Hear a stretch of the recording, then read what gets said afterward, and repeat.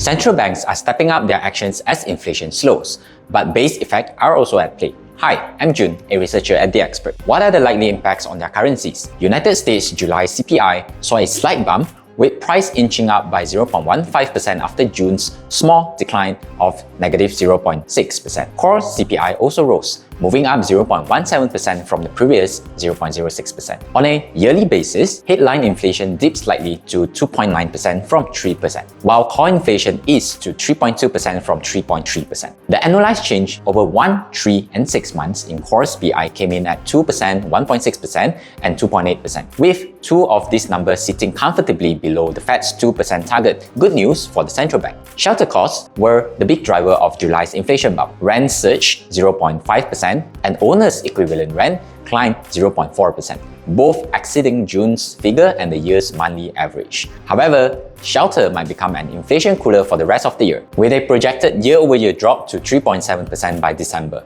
This decline should shave 50 basis points off headline CPI, where it is expected to settle at 2.5% by year-end, with core CPI at 2.9%. On a brighter note, for the Fed, vehicle prices, which is also a key interest rate sensitive category, actually helped ease inflation. Used auto prices fell 2.3%, a bigger drop than June's 1.5%, while new vehicle prices dipped 0.2%, mirroring June's trend. Other core goods price also fell, though their impact on headline inflation was minimal, shaving off less than a basis point. Based on the July CPI and PPI data, Bloomberg estimate of the core PCE deflator for July to be approximately 0.18%, consistent with June's initial estimates. However, we anticipate that the June figure will be revised down to 0.16%. On an annualized basis, the core PCE price index likely increased by 2.1% over 1 month, 2% over 3 months, and 2.7% over 6 months, down from previous figures of 2.2%, 2.3%, and 3.4% respectively.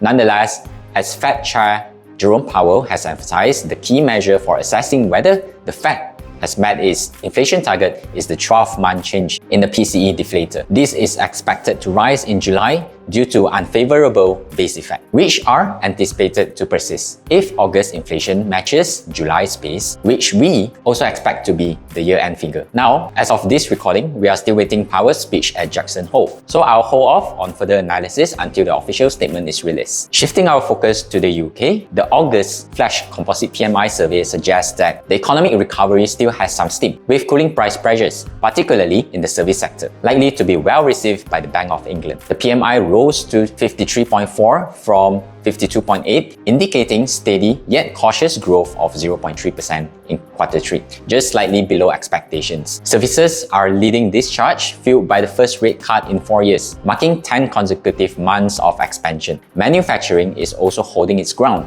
hinting at a more balanced recovery overall. However, there's a catch. While the PMI is a valuable indicator, it's not always the most reliable predictor of GDP, since it doesn't fully account for key sectors like retail and construction. As the BOE keeps a close eye on price trends, this latest survey could sway some policymakers towards considering another rate cut in November, despite ongoing concerns about inflation. The second half of the year could be tricky, with headline inflation expected to rise briefly due to energy cost. Yet, with underlying inflation and wage growth gradually cooling, the BOE might find the conditions right for easing up once more. A quick glance at the charts shows that the British pound has recently closed at a high. This isn't surprising considering that the Bank of England interest rates are expected to decline more slowly than those in the United States. If the BOE continues on its current path, this upward trend for the pound could persist for some time. Over to Canada, the deceleration in both headline and core inflation in July, coupled with a focused set of key pressures, is likely to keep the Bank of Canada on track with its rate-cutting strategies. The deflation in durable and core goods indicates that the tight monetary policy is starting to take hold in the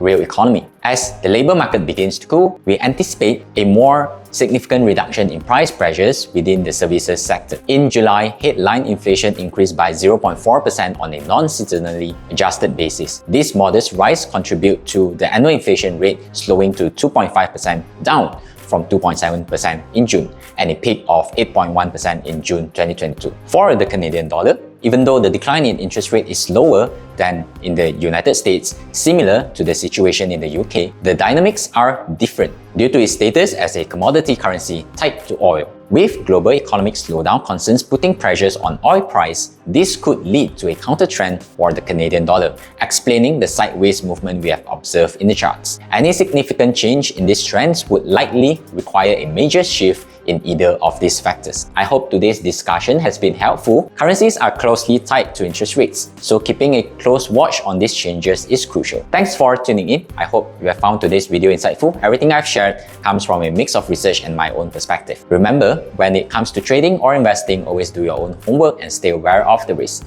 If you enjoyed this video and found it helpful, please subscribe, share, and hit the like button. You can quickly access to all our channels by scanning the QR code. Take care, and I'll see you in the next episode.